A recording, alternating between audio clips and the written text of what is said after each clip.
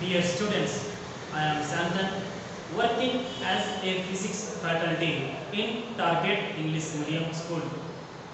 Today, in this part 2 video, I would like to teach what is the Newton's universal law of gravitation. So, our concept name is very clear, that is Newton's universal law of gravitation. From the chapter of gravitation in 9th standard level, we discussed it in this time.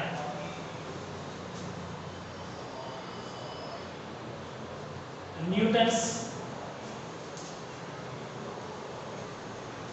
universal law of gravitation.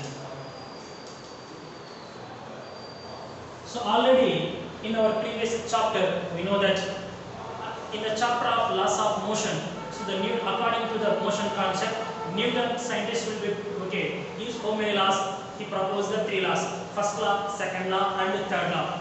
But in the gravitation also, the Newton scientist will be proposed one law. That law is called universal law of gravitation.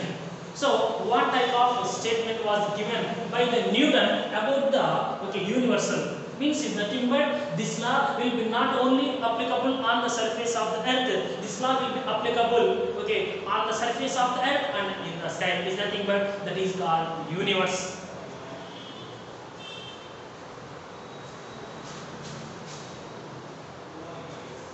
So before going to discuss about the Newton's universal law of gravitation, we discussed one small relation between the force and distance. Force and distance or acceleration and mainly acceleration distance.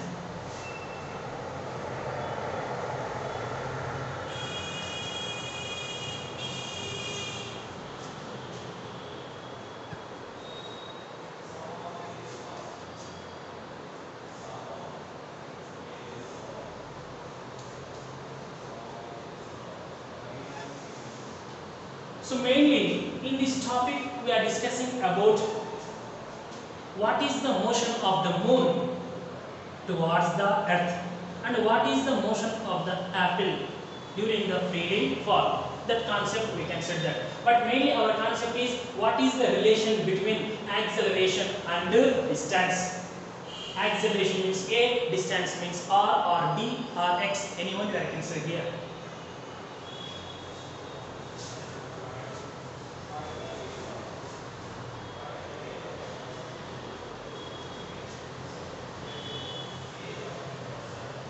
It is the earth, means it is the center. O, it is the earth. We are consider one apple. It is the apple. Generally it is very small. It will be freely fall onto the earth.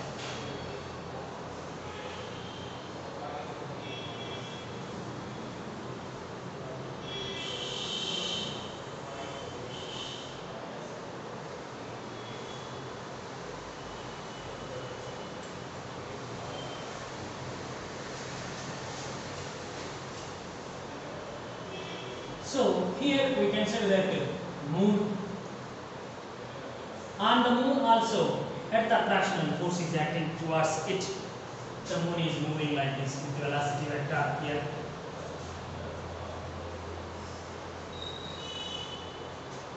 So it is the diagram. What is our concept? What is the relation between acceleration and distance? In this one, first we discuss that. So the acceleration of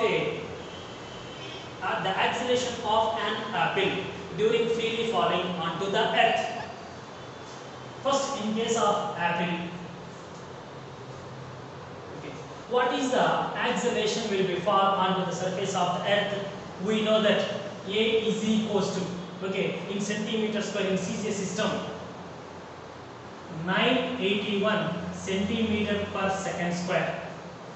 In SI system 9.8 meters per second square. We know that. First. So in SI system, in SI system, A is equals to A of E apple 9.8 meter per second square. Now that value in CGS system, A of E is equals to 980 centimeter per second square. Actually 9.81, 980 centimeter per second square. So means during the freely falling of an object, we know that when an object is freely fall onto the surface of the earth, what is its acceleration? 9.8 meter per second square. In the CGS system, 9.8 into 100, 980 centimeter per second square. Now in case of the moon, what is the acceleration of the moon towards the earth? So in our previous video, we are clearly discussing that. What is the centripetal acceleration in that one? So what is the acceleration of the moon towards the earth? So this is the centripetal acceleration, A of C. It is the velocity. So we know that velocity is equals to 2 pi r upon t. That is very clear. And from this one, t is equals to 2 pi r upon v. And what is the formula of centripetal acceleration? A of C is equals to v square upon t. This is the formula. Okay. So it is the correct. A of C equals to v square by t, not centripetal acceleration formula. V square by t, that is very clearly. So A is equals to v square by t. Okay, so v is nothing but, what is that one? 2 pi r by t whole square. But here, directly we can write that. So already we find out A of C equals to v square upon r. That is we know very clearly. V square means 2 pi r by t. That's why 2 pi r by t whole square upon r, that is equals to 4 pi square r square upon t square by r. Okay. So r get cancelled. 4 pi square r upon t square. So that's why what is the formula to find the centripetal acceleration when we are consider the time period along with the radius. Here r is the radius is there. Radius is nothing but here, not radius, a distance from the center of the earth to position of the moon when the moon is revolving around it. So that's why when the moon is revolving around the earth in a particular orbit, you must be consider the time also. That's why. So to find the centripetal acceleration of the moon, acceleration of the moon towards the earth is 4 pi square r upon t square.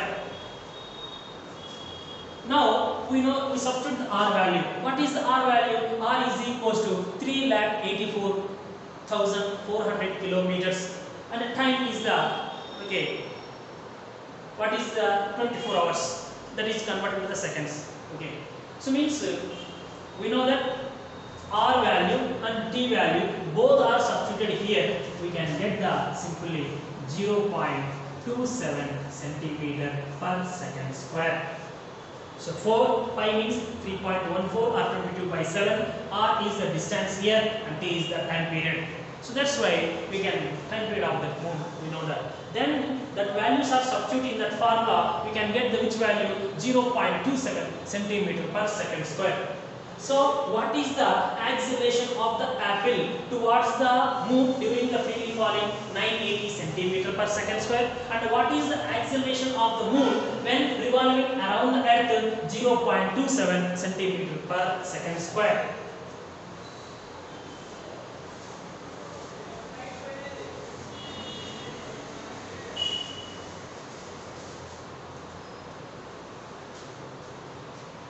So now A of E upon A of M means the ratio of acceleration of the apple towards the earth to acceleration of the moon towards the earth. So A of E is 981, actually 9.81, 981 centimeter per second square upon A of M is 0.27. That is equals to 98100.27. This value is equals to 3640. Because of no it is the pure ratio. 3640, that is the value of AE upon AM. That is, you can set that. Like the same way, next we can set that. Okay, what is the value of RM upon RE? So RM is nothing but the distance from center of the earth to moon, and R of E is distance of the, okay, if apple will be finally fall onto this one, but the moon is not fall, it is continuously revolving. That's why R of M is represented the distance from center of the earth to position of the moon, and R of E is apple is on the earth. That's why the distance from center of earth to surface of the earth is nothing but apple. So R of M means 3,84,400 upon, so what is the earth? 6,400 kilometer, 6371 exact value. So that is equals to 60.3. 60.3. So now here we write that RM upon RE whole square is equals to 60.3 whole square. This value is approximately equals to 3640. So here we are observing that the ratio of AE upon AM is equals to 3640, and the ratio of RM upon RE whole square is value is also 3640. Now this value will be equal. It is the equation 1, it is the equation 2. From 1 and 2, equation AE upon AM is equals to RM upon RE whole square. RM upon RE whole square. So what is the meaning of this one? Okay, so this is represented AE upon AM means it is the acceleration, it is the radius. That's why here AE upon AM, here RM upon RE. That's why for this one it is in which mode? Reverse mode. When it is possible, you know that. For example, A is inversely proportional to the R, like this one. Now we write that this one A1 upon A2 is equals to 1 by R1 upon R2. It brings to the numerator side. A1 upon A2 is equals to R2 upon R1. So means for the acceleration it is in which mode? Reverse mode. Here AE by AE upon AM. Here RM upon, it is the 1, it is the 2. Then automatically 2 and 1. That's why. So for the acceleration, distance is in which mode? Reverse mode, but the square. So that from this one we can write easily. We can write easily by using this one. Okay. So A is inversely proportional to 1 upon R square. Is nothing but acceleration is directly proportional to 1 upon distance square. So that is the one.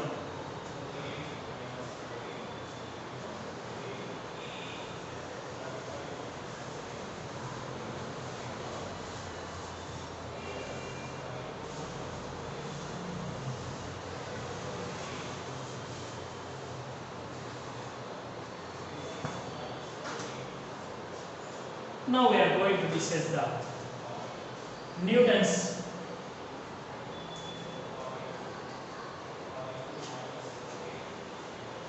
universal law of gravitation.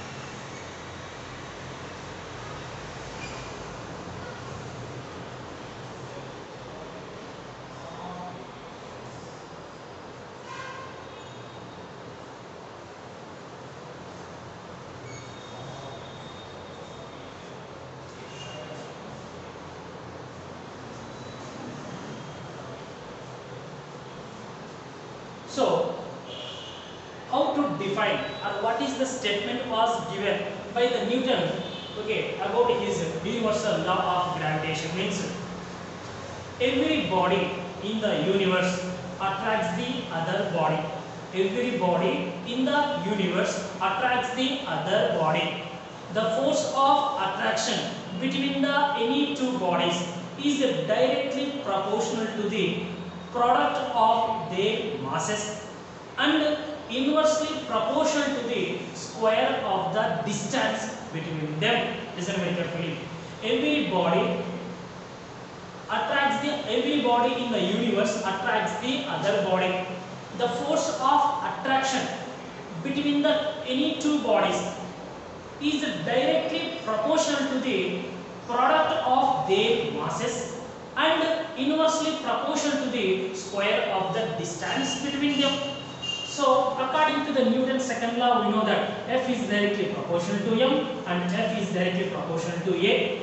But a means we know that 1 by r square. That's why 1 upon r square.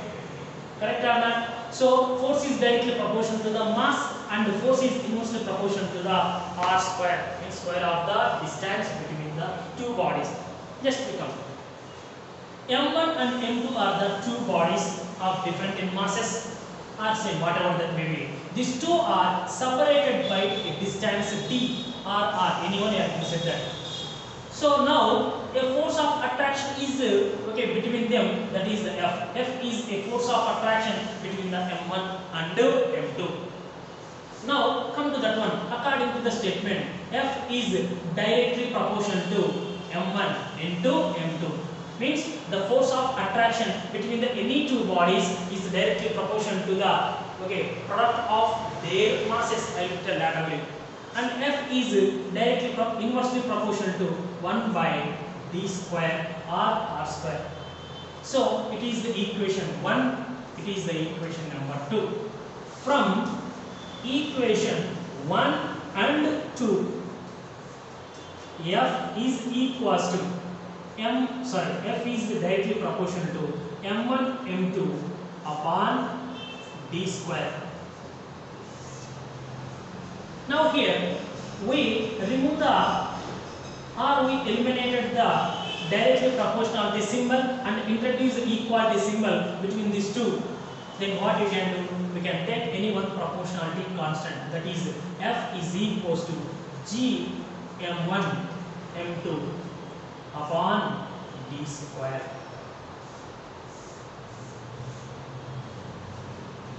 Here G is the proportionality constant. It is called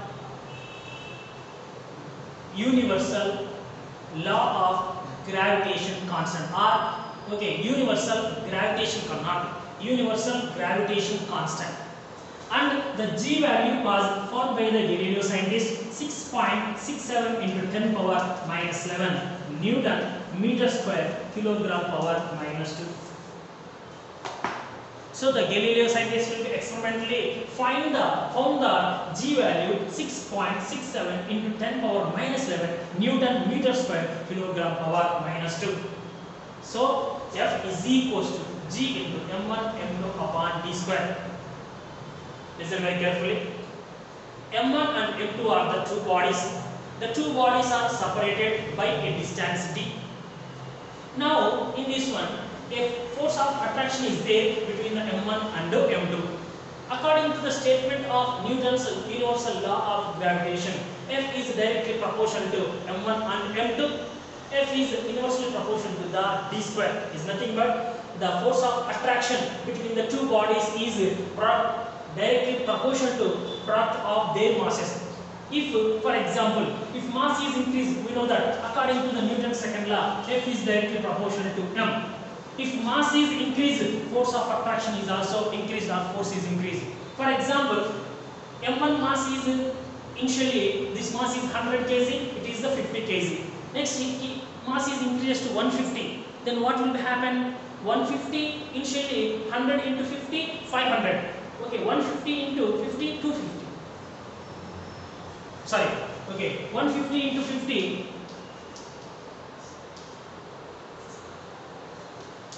750. That's why. So you are observing that how much.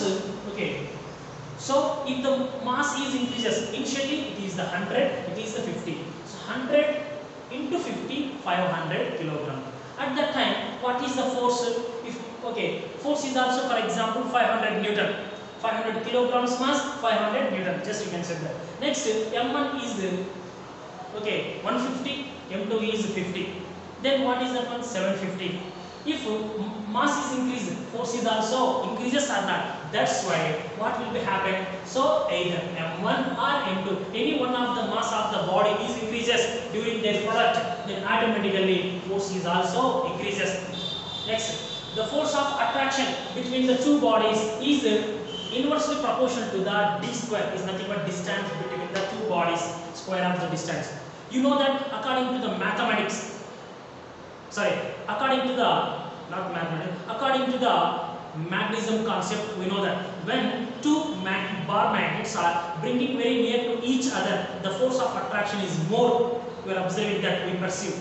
If the two bar magnets is bring away from each, okay, from the two, we are observing that the force of attraction is decreases. Means when the two bar magnets of the opposite poles we can slowly bring near towards each other, we are observing that the force of attraction is gradually increases when during bringing near to each other.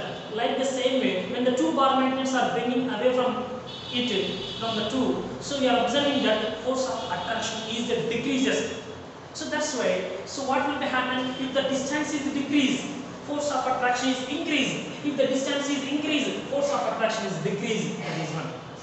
But how it is square of the distance, I will be proved, because of F is equals to ma. Okay, so F is equals to ma, then F is equals to m into a means okay 1 by r square or d square. That's why F is equals to m upon d square. Means force is directly proportional to the mass and inversely proportional to the square of the distance. That is one. So from the equation 1 and 2, we can write like this one. To eliminate the symbol and introduce the equality symbol, you must be taken any one proportionality constant, that is the g. That's why F is equals to g into m1 m2 upon d square. So the g is called universal gravitation constant. The universal gravitation constant value experimentally found by the scientist Galileo scientist, what is value? 6.67 into 10 power minus 11 Newton meter square kilogram power minus 2. And what is the formula to find the g value?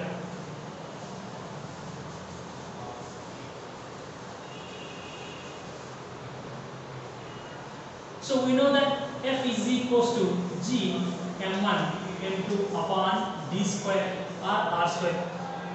If m1 is equals to capital M, is nothing but mass of the planet, and m2 is equals to small m, mass of the object. For example, the moon is revolving around the earth. Earth mass is more than the moon. That's why mass of the earth we can say as a capital M and mass of the moon we can say as a small m. If a satellite is revolving around the earth in a particular orbit, if you compare the mass of the earth and the mass of the satellite mass is very very lesser than the mass of the earth. That's why when you are consider the any two bodies, among the two bodies which will be have the more mass, that is the m1 is nothing but capital M, and which is the lesser mass, that is the small m, and this as m2. So that's why when you are substituting these values, F is equals to G capital M small m upon d square. From this one, okay, so d square transfer to this side. F d square is equals to G capital M small m. Capital M small m again transfer to the left hand side. F d square upon capital M small m, that is equals to G. So that's why what we can write that G is equals to F d square upon capital M into small m. This is the formula to find Okay, universal gravitation constant. F is the force of attraction between them, and this d is the distance between the two bodies. Capital M is the mass of the first planet. It is the mass of the second planet, object. Mass of the planet, mass of the object. That's why when you can substitute this all the values in this one, what is the G value? 6.67 into 10 power minus 11 Newton meter square kilogram power minus 2. Newton meter square kilogram power minus 2 is the unit of which SI unit of which one? G. Here how we can find force? SI unit. We can set that. Force means Newton. D means distance. That's why meter square is in square upon mass. Kilogram into kilogram. Kilogram square. Kilogram square brings to the numerator side. Newton meter square kilogram power minus 2. That's why the SI unit of universal gravitation constant G value, G SI unit is Newton meter square kilogram power minus 2. What is the CGS unit? Newton means dyne, meter means centimeter, kilogram means gram. That's why dyne centimeter square gram power minus 2. That is the unit of the universal gravitation constant. That value was found by the scientist, Galileo scientist, not the Newton scientist.